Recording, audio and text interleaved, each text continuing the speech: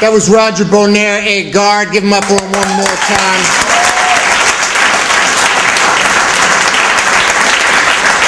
I'm Taylor Molly, and we're going to go, this is our introductory round, and then you'll hear from Gypsy and then Marty, and then we'll switch it up even more. The very first tape recorders that you could get when I was a kid were about the size of a lunchbox, and you had to press both play and record at the same time in order to get them to record anything. And if you blew into the condenser mic like this, and then played it back, it sounded like this. This led to lots of skits about nuclear holocaust and the end of the world, and what does this button do? And if you blew into the condenser mic 3 times fast, like, and played it back, it sounded like boom, boom, boom. This led to lots of cowboy and Indian skits and film noir skits, and I bet you knew it was going to end like this. And army skits. And it was an army skit that I was recording with my brother when I was 11 and he was 8, that I said the dirtiest thing I have ever said. It wasn't the kind of thing that I thought was appropriate for an 11-year-old boy and his 8-year-old brother. It was, I still maintain to this day, simply the kind of thing that I thought a tough, battle-worn soldier would say. Particularly if he were under a lot of pressure to hold his position, which Jim, the character I was playing, most certainly was. Jim, can you hold your position? The captain said. I was also the captain. And what I said was, what I made Jim say when he was asked by the captain if he could hold his position was this. Oh, I'll hold my position all right, Captain. Just as sure as a man fucks his dick. That was the toughest, machoest thing that I could think that a soldier would say. Oh, I'll hold my position all right, Captain. Just as sure as a man fucks his dick. Now, if I could go back in time, I would have the captain ask Jim a few follow-up questions. Like, Jim, is that yes or no? Or possibly, Jim, are you gay? Because it's okay if you are. Or maybe even, Jim, how does a man fuck his own dick? We've been thinking about it. We're not even sure it's anatomically possible. But that may have been the day. I think that must have been the line. That must have been the moment that made me realize I could be a poet. Because my 8-year-old brother looked at me with wide-eyed conspiratorial wonder and said, where did you come up with that? That is pure genius. Thank you.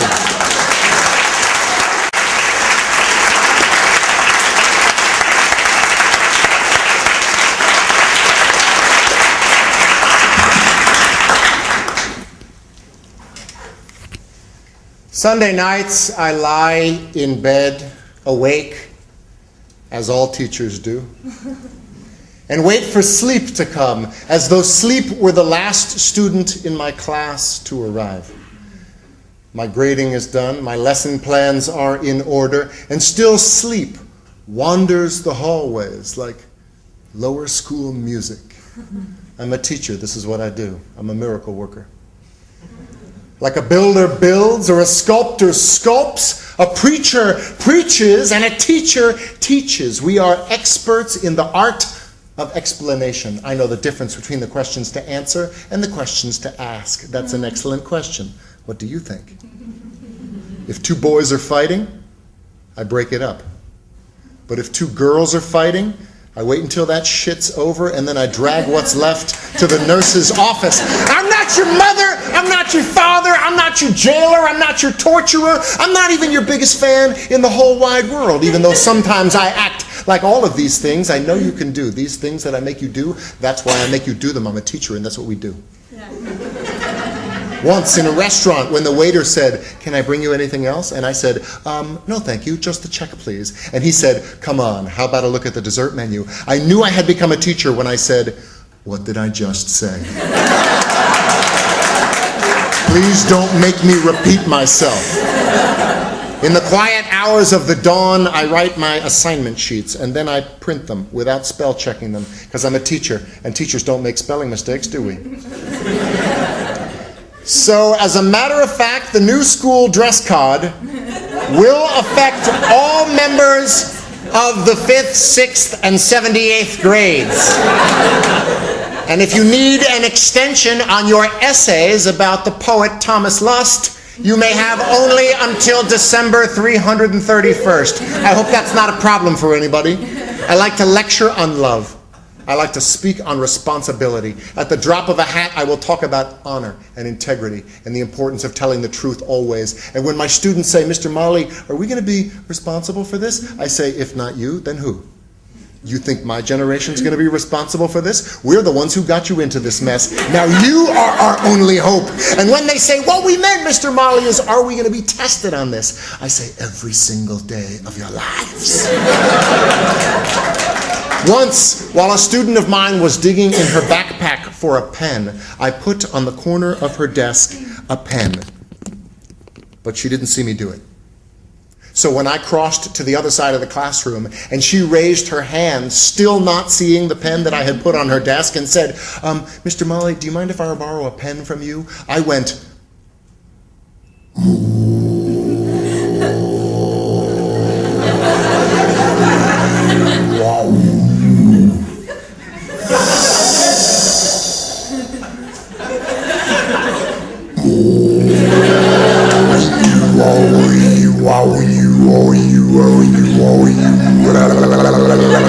you already possess everything you require to succeed, including a pen. Whoosh. For a second, she still did not see the pen that I had put on her desk, but said instead, Mr. Molly, you are probably the weirdest teacher I have ever had. Could you please just loan me a... Oh my God!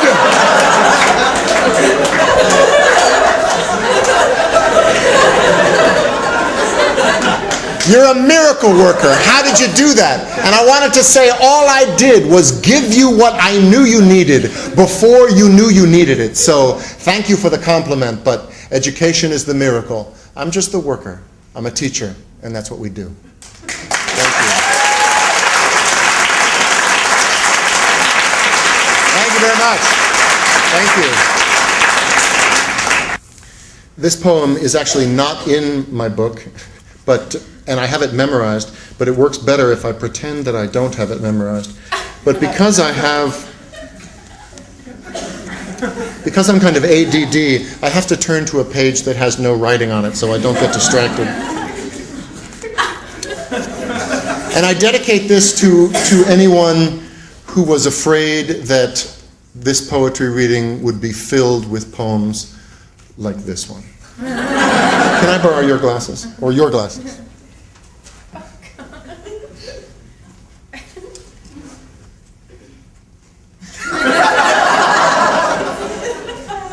It's a good thing I have this poem memorized.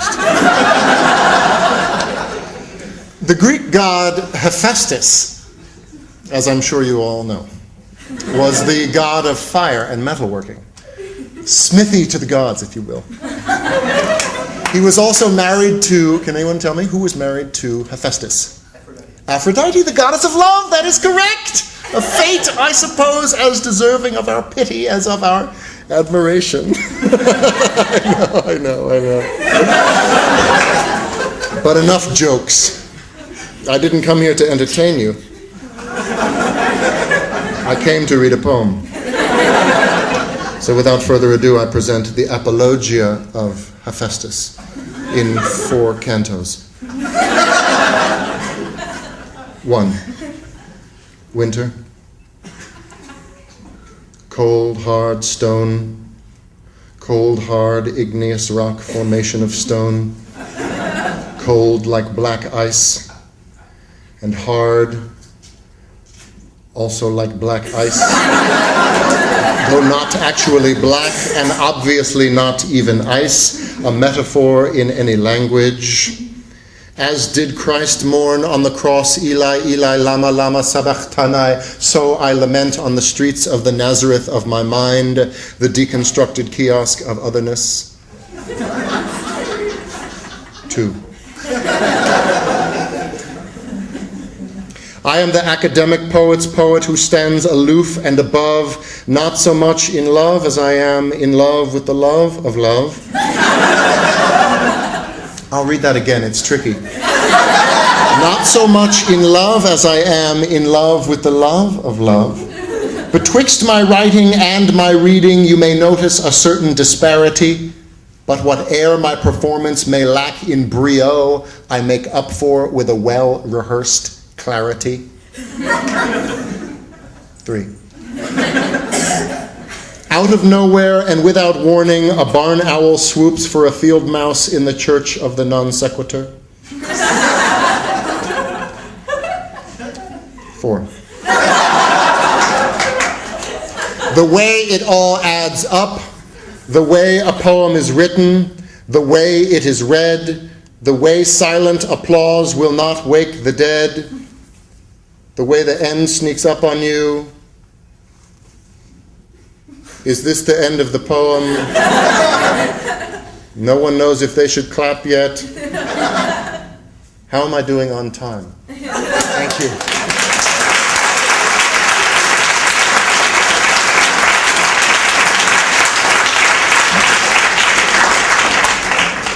I'm going to do one more poem, and then we're going to bring up Marty and Roger. We wrote a group piece especially for this occasion.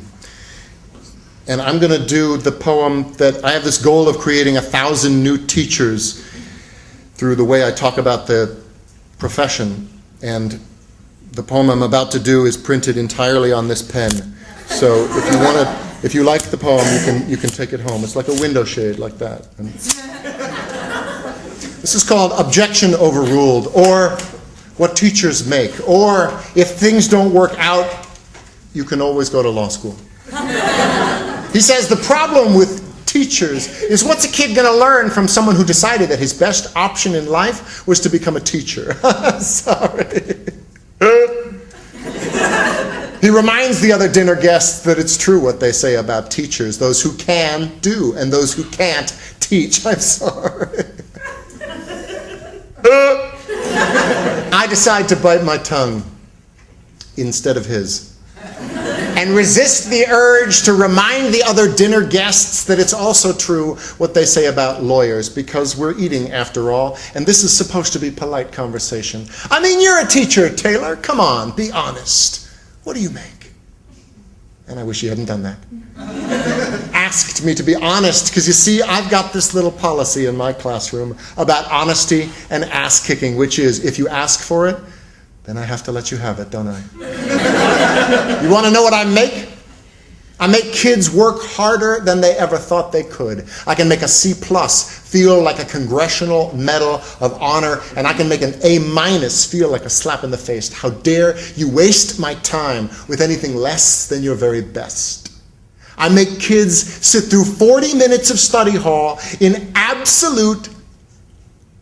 No, you may not work in groups. No, you cannot ask me a question, so put your hands down. Why won't I let you go to the bathroom? Because you're bored, and you don't really have to go to the bathroom, do you? I make parents tremble in fear when I call home at around dinner time. Hi, this is Mr. Molly. Hope I haven't called at a bad time. I just wanted to talk to you about something that your son said today in class. To the biggest bully in the grade, he said, "Hey, why don't you leave that kid alone? I still cry sometimes, don't you? It's no big deal." And that was the noblest act of courage that I have ever seen. I make parents see their children for who they are and who they can be. You want to know what I make? I make kids wonder. I make them question. I make them criticize. I make them apologize and mean it. I make them write, and then I make them read. I make them spell. Definitely beautiful, definitely beautiful, definitely beautiful, definitely beautiful, except for your daughter who can spell beauty however she wants. I make them realize that if you've got this, then you follow this, and if somebody ever tries to judge you based on what you make, you give them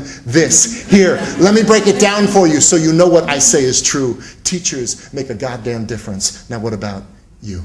Yeah. Thank you very much. And welcome to the stage, Roger Bonair-Agard and Marty McConnell.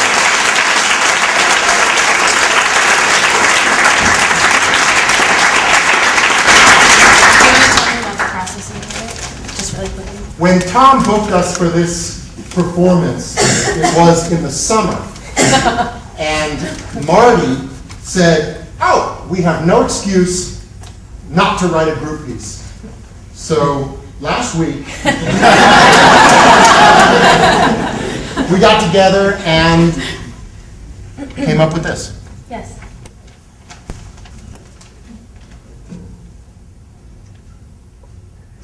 The silence in the photograph belongs to my mother. The silence in the photograph dangles between the man and the woman. The silence in the photograph did not exist in the moment it was taken. The television remote squeezed like a victory ribbon in her fist. Between her and my father, I am stiffly composed and rattling off mundanities to fill the spaces. A fish waiting to be gutted, my letter of a body still atoms, and nothing more between them. There's so much you never see, even in a photograph. My parents are dancing and they are laughing, blind, with squinched eyes, mouths open, and arms around each other.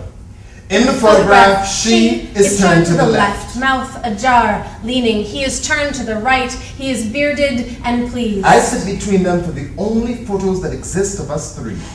Even for the flash, my mother refuses to relinquish the remote. They are howling with a kind of laughter which, caught at a different time, might look like pain, or loss, or grief. The silence between them fills with organ music, with a war that has taken a bouquet of their friends already. Show them the photo. Ask them what they were laughing at when the shutter was snapped, and of course, they will say nothing. A silence, a battleground among us, my brain fills with panic. But only because they're both gone now. Snapped by a bigger shutter, Cancer's camera captures so much detail. She wears daisies in her veil. He is a conscientious objector in a taut black suit. It is 1969, and they've not talked about babies. Tonight, my mother is too tired to pick up again the charade she decided was done when I was 12.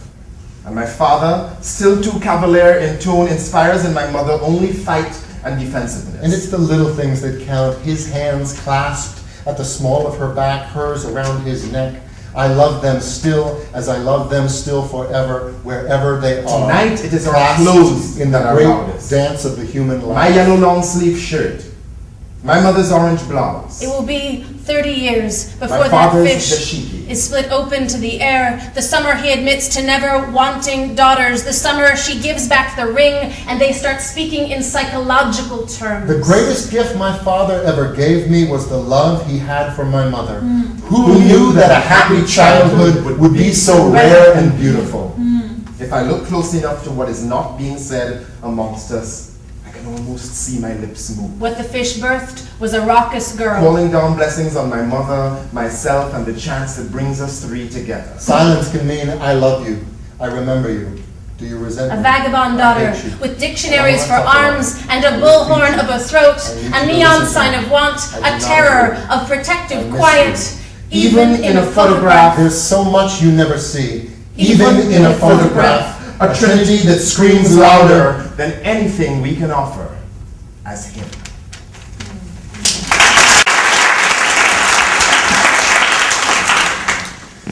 Thank you all for coming out. I bet Tom Lux is sitting over there thinking, did I really bring spoken word? I had such an august poetry series going here, 14 semesters. Thank you so much for having us here. And Travis Denton, who put in lots of work bringing us all here. Thank you guys. It's an honor to share the stage here. And this is my last poem, and then we're going to hang out. We all have books and CDs, and one of us has a pen for sale.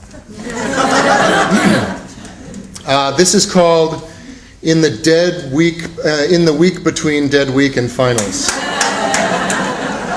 Or The Boy Became White at Brooks Brothers.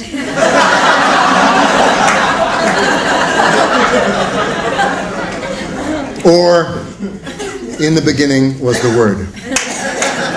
I'm not so much a poet as I am a collector of odds and ends, and tonight I feel as though I am here among friends at Georgia Tech, so what the heck? What I say and what I write tonight depends on what I hear here, so hear.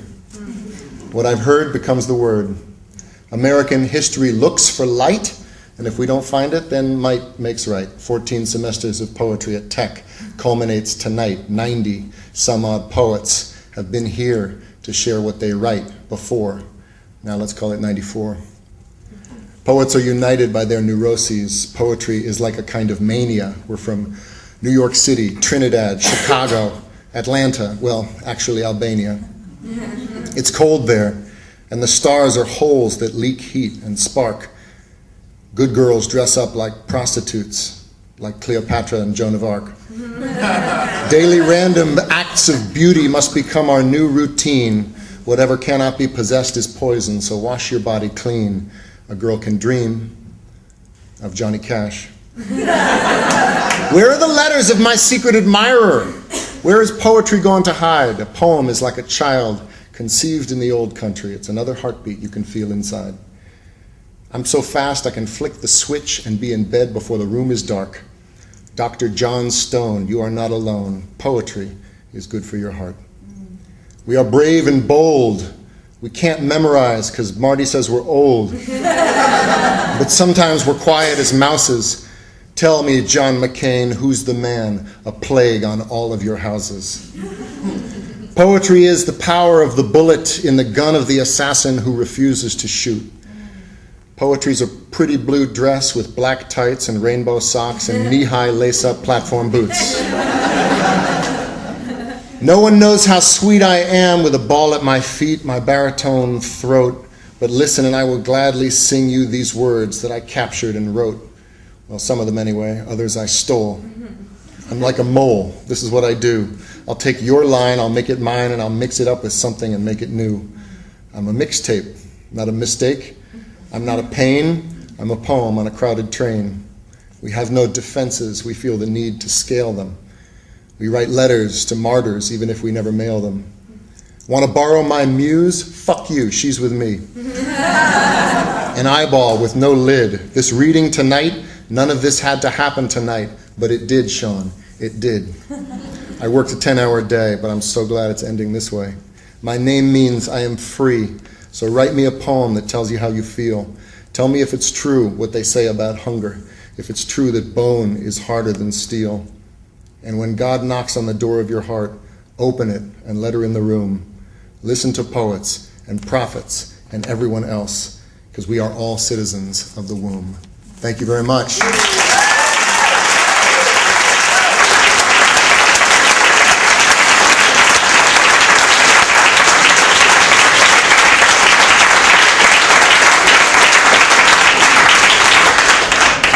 Won't be the last spoken word. Artists weren't the first, won't be the last that'll be here. There's all kinds of poetry in America. There's room for all kinds of poetry. I forgot to tell you that they're not afraid of being funny either. They're also not afraid of telling the truth. I only wish you would be a little less conservative in your views on human sexuality or politics, things like that. But you'll work on that, I know.